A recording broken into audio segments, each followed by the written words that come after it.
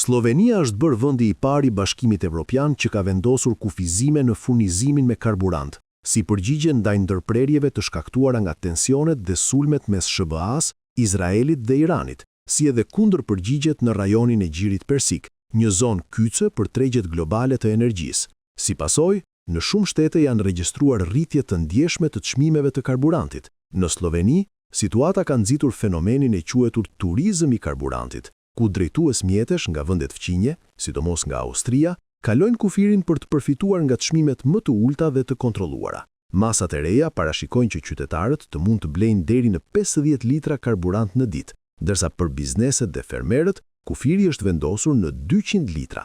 Kryeministri Robert Golob ka deklaruar se nuk ka arsye për panik, duke theksuar se rezervat janë të mjaftueshme dhe nuk pritet mungesë karburanti. Zbatimi i këtyre kufizimeve do të mbikëqyret nga vetë pikat e karburantit, ku punonjësit do të jenë përgjegjës për të siguruar që asnjë klient të mos furnizohet mbi limitet e përcaktuara.